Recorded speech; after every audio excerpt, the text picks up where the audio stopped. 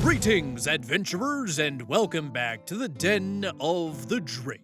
Other dragons hoard gold, while I hoard internet cringe.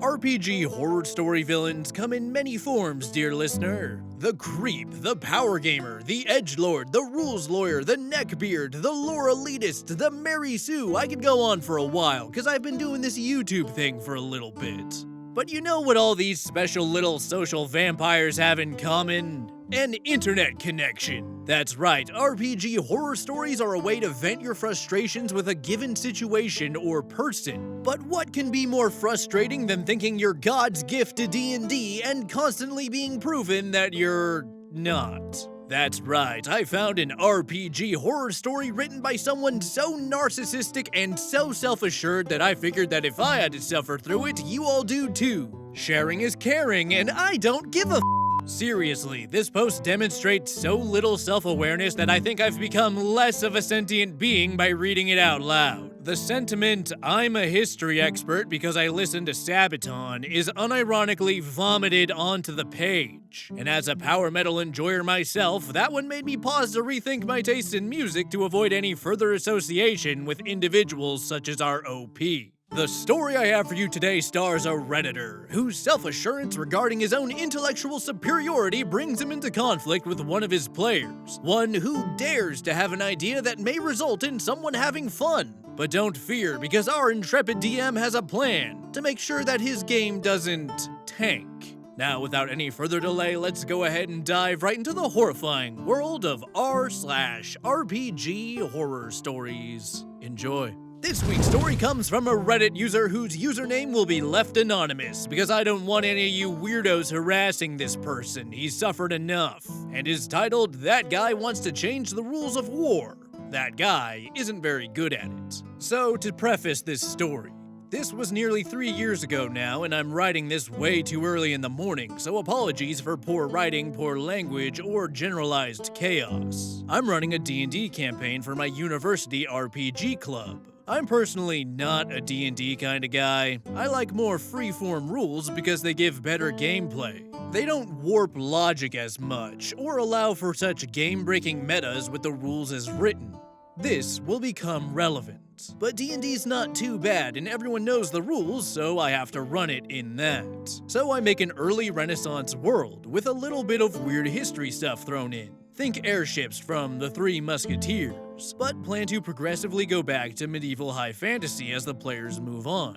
PCs start less as warriors and more as nobles, wealthy and knowledgeable, but not exactly mighty warriors. I put down some semi-formalized rules about what kind of characters will fit into the world. No beast folk, genasi, plains people, and all that, unless your character is particularly cool, good for it, or makes sense. And the standard different races aren't different species, just phenotypically and culturally different kinds of human. I get assigned a bunch of players because that's just how this club does it. Everyone gets split up by roster if they don't have a personal preference, and I didn't have any friends there. Of the 6 people I end up with, one of them happens to be a known that guy. As in, I get pulled over and told about that guy. This story will mostly focus around that guy because honestly, nothing else much happened because he kind of hogged the spotlight. That guy happened to be a known power gamer and apparently had a history of trying to win games or beat the DM through OP character creation, actions, or just hijacking the plot while hogging the spotlight. Now, that guy ran through 2 characters. The first that I vetoed because genasi didn't exist in this setting, nor did alternate planes of existence where they did. And the second he retracted because he didn't like the penalties I put on offensive magic. I don't run combat-heavy games, and I know how OP a light cleric can be in DPS and in social diplomacy, so I nerfed the offensive capabilities of most caster classes. They still had utility spells and good social stats, but the offensive spells were nerfed. Damage dice goes 1 dice size down, and AoE spells go 1 spell slot level up. It sounds a bit scary, but I've played it before and it's not that bad. I flat out removed offensive cantrips. Maces and crossbows exist, and were more truthful to the setting than I was trying to give. The third character he settles on about halfway through session 0 is a gnomish architect. He builds boats, designs churches, has a high intelligence, high dexterity, doesn't wear full plate religiously, and uses a heavy crossbow. It ticked all my boxes, and I don't like denying people as much as I was finding myself doing, so I allowed it, and all was well the rest of session 0. I detail how all of them found themselves summoned from their various locales to courts. Not legal courts, noble courts, and detailed a little bit about each of them. So the first session happens and the party gets its calling that they're basically to head north into the Deadlands to do diplomacy, spread the good faith, and see what's going on, because there's been some rumors of shit going down. It wasn't the cleanest of hooks, but I wasn't very experienced at the time. The rough plan was, party goes north to follow the not missing Roman legion, gradually go a little wild, and then come back as Arthurian heroes of a sense to preempt an invasion. I give everyone a month of downtime to do courtly things. Stock up, find out that they're being sent because they're expendable, actually learn how to use weapons, actually buy weapons and armor, because only the duelist carried a weapon around on the regular, and start exerting some control over the campaign. That guy, however, he decided to reveal his master plan almost immediately after I stopped speaking. He wanted to make a tank. And not a Da Vinci grade circle drawn by horses and armed with ballistae either. As in a steam engine powered, rolled and riveted steel post World War I Type 10 American landship type beast. He gave me the whole little prompting fast talk about how his character had the resources being an acclaimed architect who had the right to design multiple churches. So he would have the pull to requisition that much money and resources from the royal treasury, and how he had the brainpower and resources and wealth considering his station and his skills, and that he was in the capital and therefore the hub of industry, and how rolled steel was easily achievable by 16th century standards, especially with magic, and how the principle of a mobile armored vehicle wasn't entirely alien to the Middle Ages either. And fair to him, he wasn't wrong about any of it technically, and I was fairly historical, so I wasn't going to go, actually no, these people don't. Because that's not fun roleplay, and I like roleplay. This will become relevant later. I told him that he'd need the party to crew it, but that didn't dissuade him, and I got the feeling that he got the feeling that I was trying to weasel my way out of it without losing, by just saying, no, you can't do that for XY ass pull. So, personally, I don't like doing that, and I don't feel it stops that kind of behavior, especially seeing as the RPG club members seemed stereotypical RPG players, as in low social skills, ironic, low awareness, ironic, high opinions, ironic, and poor hygiene, Actually, I don't know how ROP smells, but one can certainly make assumptions. Granted, I'm not much better on the first point. This will also become relevant later. So I let him. I give him permission to build a tank. But on top of dice rolls with high DCs, I tell him to detail to me exactly how he's designing his tank, and exactly what he's putting in it, given that both he and his character wouldn't know anything about tank engineering. I gave him until the end of the session, a little over 1.5 hours, and tell him to write it down and give it to me at the end. Also, a drawing will help. I also told him not to go and just search up tank blueprints on his laptop because his character would not have anything to base his stuff off of like that, but I'm fairly confident that he ignored that. So I set him to that and moved on to the other characters, while he started typing and trying to encourage other players to get on board with it because it'd be so cool, I'll even let you be the driver, and that kind of thing. Rest of the table is not particularly interested in performing a Rommel and driving an armored fighting vehicle deep into enemy territory with no supply lines or connections, but that guy's insistent. To explain, I'm a military history nerd. I listen to Sabaton religiously. I know how to make most pre-powder arms and armor, though not very well for some stuff, but steel and bronze are fine, and I can give you a rough account on most guns and munition types, though not in detail. I've listened to the audio-rendered bibliography of one of the very first Mark I landship drivers and his accounts on what they were like, down to spalter chrome coating the hull or how everyone always hit their head the first time they went inside one. I've watched documentaries on the development of combat from romantic to modern. especially on armored vehicular combat. The game I ran for my friends features the party in a World War I land ship, traveling through time and fighting in several major historic battles, past and future. I studied that technology extensively. I'm particularly good for tanks, for functional mechanics, and for generalized fun facts. So I also know that tanks are broken as shit for RPGs. Especially stuff with spells being thrown, considering it just makes you immune to a whole lot of stuff bar specialized and rare weapons in D&D. That's a lot of what's significant in my other game. Without it, they're currently squishy and weak.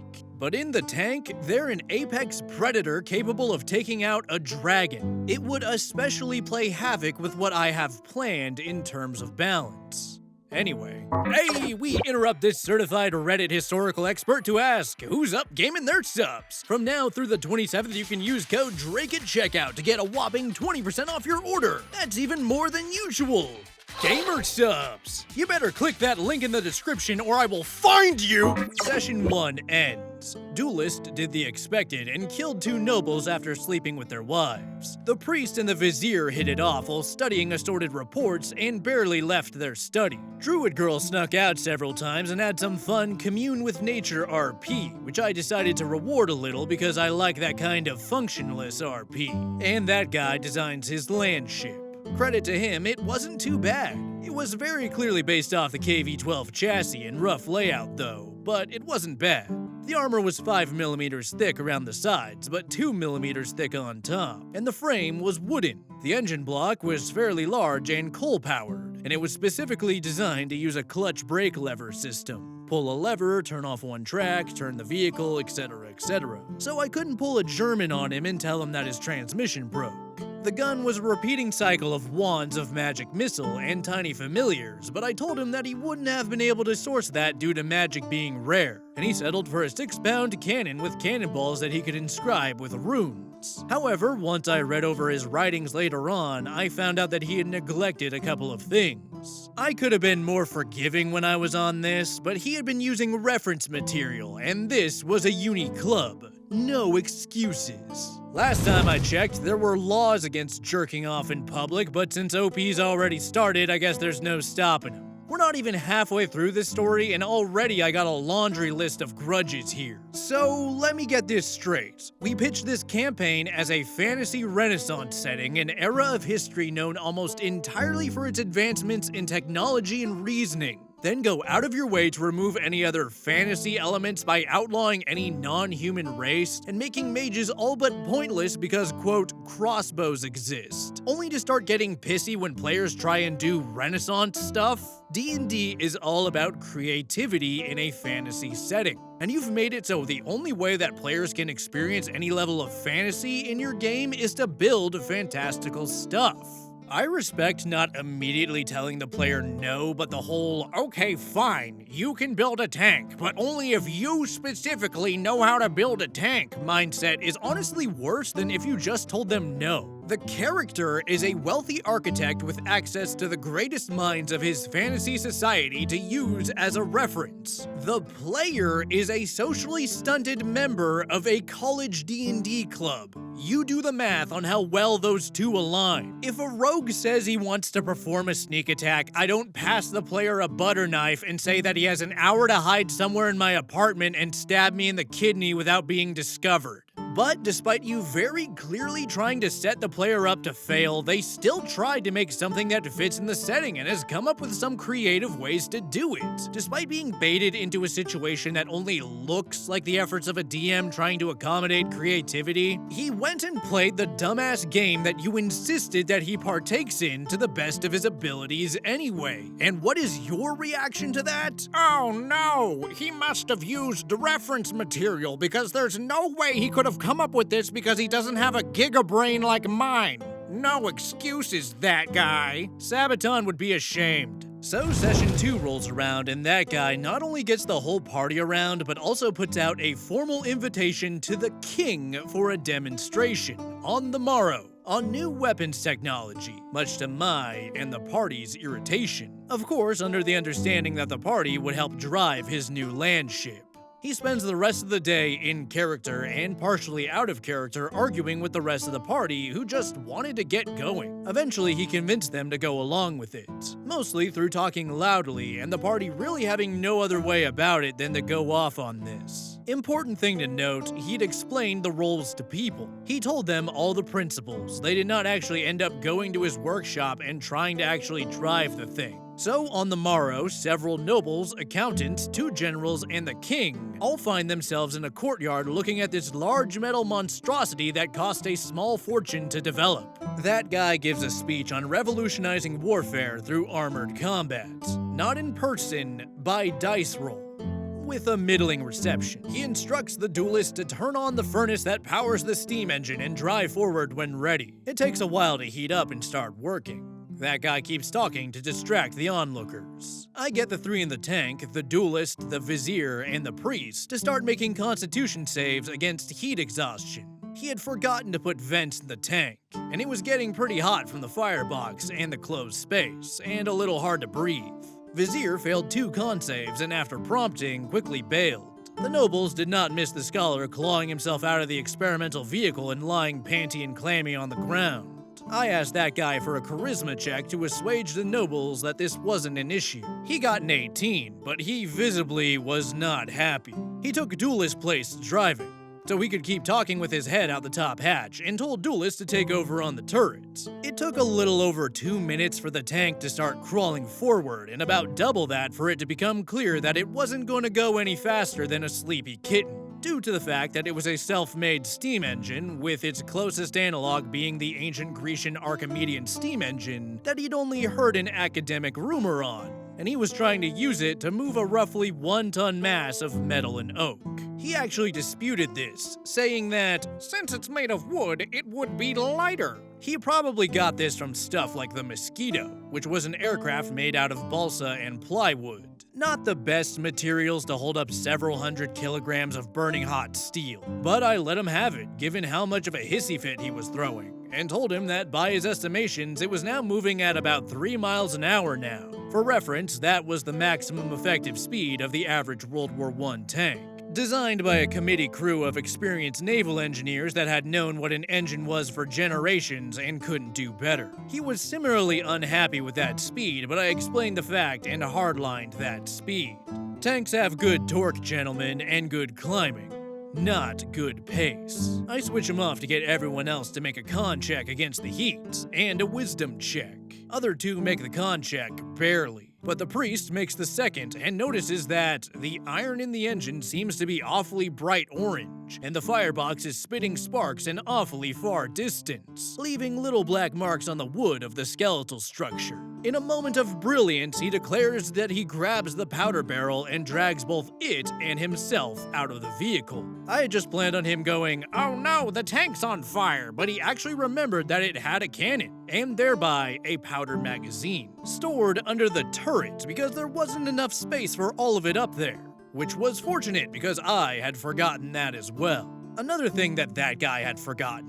Fireboxes are messy and throw out embers. I gave him the benefit of the doubt that his character would not forget to cover the firebox like he had in his drawing himself. In the enclosed high-heat environment, his engine had heated up, warped, and was spitting sparks very near to his very flammable, very explosive powder charge source. This event similarly did not impress the nobles in-game, and that guy out of game, which resulted in more bitching. Fortunately, mostly between that guy and Priest, and under the veneer of being in-game. Basically, Priest would make an argument that if sparks flew from the firebox and got into the powder barrel, everyone inside the tank and the entire assembled peoples would almost certainly die from the blast. That guy would argue back that he was deliberately trying to stop him from having fun, or resist him doing anything cool, but he wasn't willing to outright break character and claim that we were in cahoots. Ooh, you're not trying to stop anyone from having fun or doing anything cool? Are we absolutely sure about that? Really sure about that? Because it sure seems like you ass-pulled a way to homebrew heat stroke mechanics into D&D in retaliation to a player forgetting to put vents into the detailed schematics of a magical war machine that you asked him to make in 90 minutes. You might as well tell him that his character disappears into thin air because gnomes aren't real. Now, is the quote, "that guy," a bit of a "that guy"? Sure. One could argue that by wanting to build the tank, he was trying to direct attention away from other players and the overall narrative. We could squint real hard and interpret it that way instead of a player trying their best to squeeze a drop of fun out of a setting determined to be completely devoid of it. But it really rubbed me the wrong way that the player keeps getting referred to as "that guy" when you are the one who honeypotted him into wasting the party's time and money, so you can get off on subjecting him to this weird humiliation ritual that you engineered. Even if that guy were responsible for this tedium, which he is very clearly not, that would still be the DM's responsibility to address. When faced with something like this, you really only have 3 options. Option A: tell the player no, you can't do that. Option B: tell the player yes, you can do that, but you gotta compromise with me so you don't ruin the game we're trying to run here. Or option C: say "F it, we ball," and have the player roll for it. If they make the checks, they get what they want. If they don't, too bad, so sad, we move on. But our big-brained OP here went with option D, which we can assume stands for option douche. Lure in the potentially highly invested party with the promise of creativity, but then systematically strip it away from them in a way that inflates your own ego before finally trying to unsuccessfully gaslight the internet into believing that you somehow aren't anything less than a colossal prick. Option D doesn't really result in long-lasting D&D games or happy players, but OP here is evidence that it certainly has its fans. Let's see how it plays out for him. I tried to take the time to detail how Vizier and Druid meet up and talk with some gathered nobles, how a scholarly friend gave Vizier some wine and took him to a shaded chair to rest. But that didn't take off, because that guy noticed that my focus was off him and wanted it back. So he hurried it along to his last part of the demonstration: the live fire exercise. So he ordered Duelist to turn the turret around to the right, pan the gun down to aim at the target, and fire the cannon. I asked Duelist for a wisdom check, a strength check, and a perception check. Another thing that guy had forgotten: how turret rings work. A little pedantic on my part, but that was the point. Oh, now? Just now you think you're getting pedantic? Just when I thought you as a DM couldn't get more likable. I wish someone would shoot me with a tank. Fuck! Normal turrets for old tanks generally are controlled via wheels, one for horizontal rotation and one for vertical elevation. He had ignored both. That meant that Duelist had to physically manhandle the whole turret around.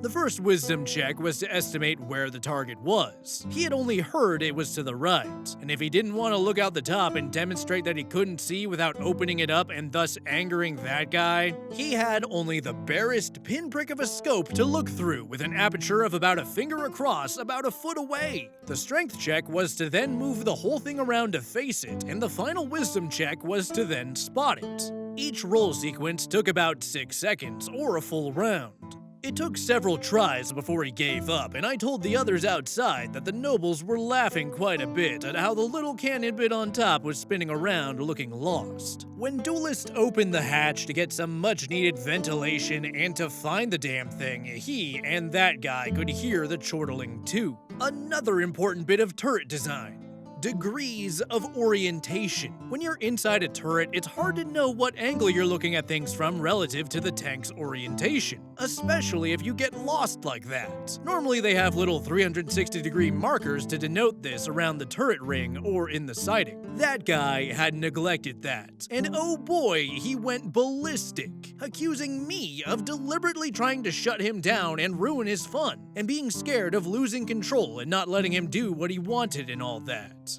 Which, well, yeah, it was true in a sense, but it was for a good reason, entirely within my purview. He was being a problem, and I didn't think I was doing it badly. Wasn't this obsessiveness about controlling the game his thing anyway? Of course, I didn't say any of that. I just settled back into neutral and explained to him why everything happened the way it did.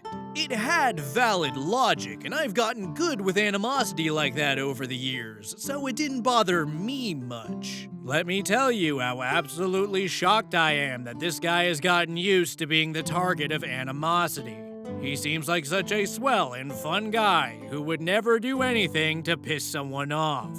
The tank was slow because it weighed a lot. The engine was warping because it was experimental and entirely unheard of. The duelist was struggling because he lost where he was pointing and couldn't see the target. Duelist listened to all of this along with everyone else. And then once that guy piped down a little bit, I mentioned that he'd gotten the cannon on target and was ready to load and fire. That guy is absolutely fuming, but he has the presence of mind to pipe down. I tell him that, yeah, he can fire. He breaks open the back end of the cannon, shoves in the ball and powder wrapped in fabric, and then closes and locks the back end. I then ask him for a wisdom check with advantage. Bless his little heart, but he fails, and everyone at the table is on edge. That guy's glaring daggers into my soul at this point. I tell Duelist to give me an attack roll. Given it's difficult to hold the cannon at the correct elevation, sight down the looking glass scope, and light the fuse all at once. I am feeling genuinely bad at this stage. Duelist player, I think, knows what's going to happen, and everyone at the table has a rough idea. I ask them both for 2 con saves, as the 6-pound cannon fires, blowing its clip breech and expelling most of the force and heat through the inside of the vehicle as the path of least resistance. As their world erupts into noise and heat, Duelist nods and rolls his saves. Normally a cannon shot is about 4d10 damage, with worse logically if it occurred as blowback. Even more so when the rest of the charges on hand in the turret cascade. I, however, was feeling genuinely bad at this stage, so I ruled it as equivalent to 2 thunder waves, effectively with advantage because if they passed one roll, I'd let them pass the other for narrative reasons. I cannot stress this enough. You literally had Bro specifying the millimeter thickness of the tank's armor when you forced him to draw up a blueprint. Now, if you were a good DM who was concerned about the health of his game and not the smell of the inside of his own ass, you would have handed that guy an inspiration token. But despite the effort he ended up putting in, you still hit him with the, actually, you didn't actually use your photographic memory to copy-paste the precise schematics of a World War I era war machine to my exact specifications. Try listening to more Sabaton, loser. Prepare to die. Bro could have made a working prototype out of popsicle sticks and chewed up pencil erasers, and you would have made the tank blow up because you found a minor spelling mistake. What really pisses me off is that you try and frame yourself as this benevolent DM who must suffer the whims of that guy trying to force a stupidly overpowered yet somehow tedious idea into your game. But not only have you made saying no into a multi-session long humiliation ritual, but you're also the one who imposed the arbitrary garbage that would make the tank overpowered and tedious to begin with. This tank could have easily been reflavored into some steampunky horseless carriage with some armor on it, so your player can feel like the useful inventor he clearly wants to be. But instead, you fixate on this black and white reality where either A, the players don't have a tank, or option B, your players are doing donuts in a M1 Abrams and shooting 120mm shells through all 5 of Tiamat's heads simultaneously. And in your mind, the only solution, compromise, make sure everyone has fun and feels useful, that'd be stupid. No, it's your responsibility to subject the entire party to sitting through that guy's multi-session long humiliation ritual in order to, what? Show everyone how smart you are? Thrilling. Truly, you and your DMing style embody the spirit of what D&D should be. The only balm for this open wound that is this session is the hope that there's another reality out there, where OP went outside and talked to other humans instead of watching war documentaries and listening to Sabaton, and realized what a prick he was, and never wrote this story. That guy, however, did not want to roll his saves. He instead elected to stand up, lean over the table, and tell me in no small formal or inside-voiced terms that I was in academic error, moral error, and that I was ethically incorrect to have denied him his fun or freedoms of narrative. That I was a bad person for trying to stop him having fun, offering resistance to his plans, and exacting control over the path of the game. Seeing as that did not manage to cause a reaction of fear or regret, and that I'm fairly practiced to looking indifferent when being yelled at, he repeated some of the previous statements, with the addendum that no one loved me, and that my mother's prostitutive services were competitively priced to the point of being markedly inexpensive before grabbing his stuff and storming off. I get the feeling that he would have tried to be more threatening or even violent, but I'm 6'2" and was fairly built back then, and according to my friends, exude an intimidating aura. End result, the inside of the tank blew out in spectacular fashion. The turret goes flying off, the hatches are blasted open, the entire back section containing the engine bursts in several places, gouting fire, steam, and shards of superheated metal, and the whole thing practically crumples in. Duelist is dragged from the superheated burning wreckage and miraculously restored with the aid of priest and druid.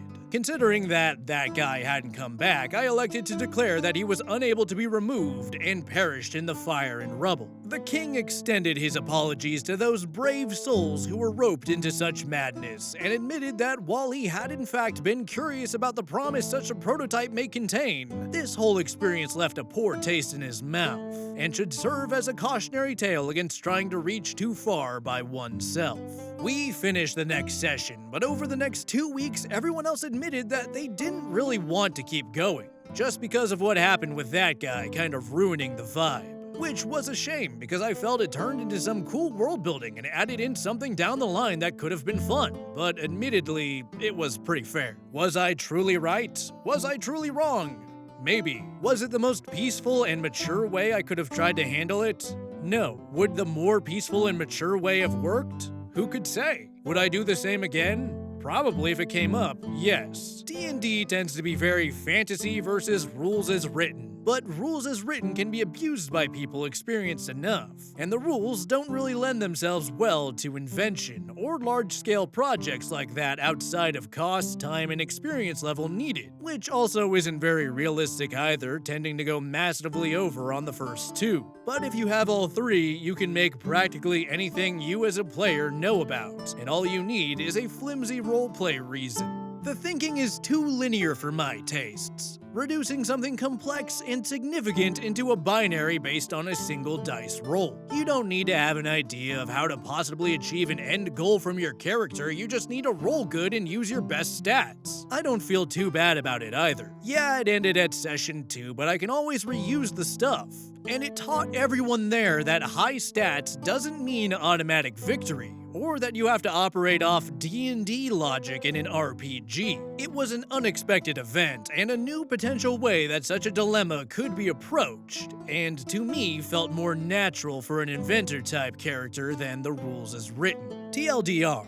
That guy decides the game is now going to be centered around his tank warfare, and advancing military technology forward several centuries. Turns out he's not too good at it. Gets upset. End of story. I don't know what's less believable, OP's friend saying that he has an intimidating aura, or this guy having friends to begin with.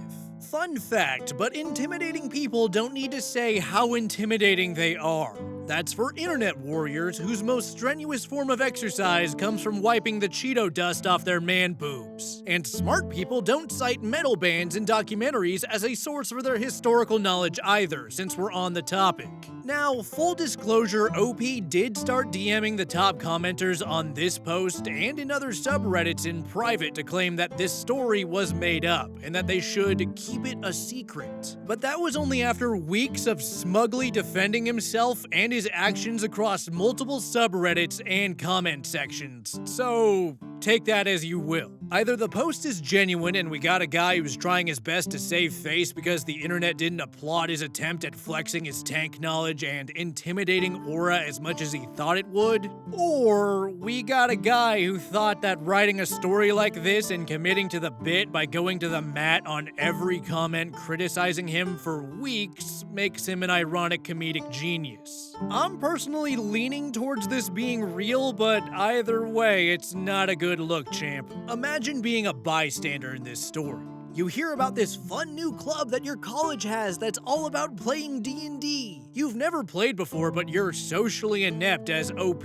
would so lovingly describe you. So you see this as an opportunity to make friends and try out a new game. You show up to the first session and watch as the DM says that all the fantasy elements of a typical game of D&D will be rendered useless in his game. You're disappointed until another player tells the DM about this cool idea he has. And you know what? The DM allows it. Wow! This really is a game for creative people. Kind of weird that the DM expects the player themselves to know how to build it. You didn't think you would have to study to prepare for a game of D&D, but whatever. Session 2 rolls around and you're excited to see what happens, only to be met by a multi-hour long slog where your characters are all subjected to varying levels of potentially lethal punishment while a smug DM lectures you all about the most pedantic parts of tank manufacturing in a world where magic supposedly exists. Eventually, the player who has spent multiple sessions being punished for daring to be creative snaps and leaves the table after a prolonged screaming fit between himself and the DM's intimidating aura, leaving you to ponder why the hell anyone likes playing D&D if this is what they get to look forward to. Yeah, hey OP,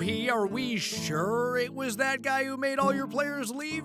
Absolutely sure, because I may be able to pinpoint a handful of other reasons why the vibe got thrown off. If we've learned anything from this story, it's 1, you should delete your Reddit account, and 2, this is the worst case scenario if you were either too afraid or too spiteful to just say no. You're always going to be better off just speaking plainly to your players about what you want from them as a DM. Unless what you want is to infiltrate your college's D&D club by pretending to be a volunteer DM to facilitate a captive audience or your public wank session, then I would very kindly yet firmly ask you to refrain. But you know what I would never ask people to refrain from? Sending me fan art! That's right, how about we take a look at this week's Gallery of the Drake? This week's fan art comes from viewer Toaster Teostra, who depicts the Drake's gorgeous features locked in an expression of shocked alarm. What could have possibly shaken the resolve of such an indomitable creature? Alright, 1 pack of Hormigons and 1 paint pot. Just scan your card when you're ready. Okay, wait. Why is that number so high? It wasn't that high last time. Why'd you make it so high? Ah, God, Drake, you do this every time we visit the Warhammer store. It's plastic, Larry! How the fuck are they able to charge so much for plastic? Come on, Drake, inflation's a bitch and everyone knows that Games Workshop hates their customers. Please don't do anything that's gonna get the cops called on us again. Larry, get the flamer. The heavy flamer. Thank you again, Toaster Teostra, for submitting your art. If you'd like to see your fan art featured in Gallery of the Drake, be sure to send it to the email in my About section, or upload it to the official Den of the Drake subreddit linked in the description. Fan art is my favorite part of doing YouTube, and it means the world to me that I can inspire artists like you to create artwork like this. With the story over and artwork displayed, we're gonna go ahead and wrap up. If you enjoyed the video, be sure to like, comment, and subscribe, and send in your fan art. And if you feel like supporting the channel further, my Patreon merchandise and GamerSupps affiliate links are in the description. I would like to thank you all for listening, and I hope to see you next time in the Den of the Drake. Oh, it's you peasants. I bet you can't even build me an entire World War I era tank from memory. Ha! Not like Dwakor, Kawam Archivos, Cam the Badger, Bro Tater Tot, So Taker 666212, Gobshite, Ziggy Diggy D00, Neil Widowbell, Kiwisto, Miwabo Tao, and Matthew Moqueenie. Now those are some people who can listen to Sabaton with me. Ha! Now get out of my way, I have a Reddit moderator position to apply to. You wouldn't want me to unleash my intimidating aura now, would you?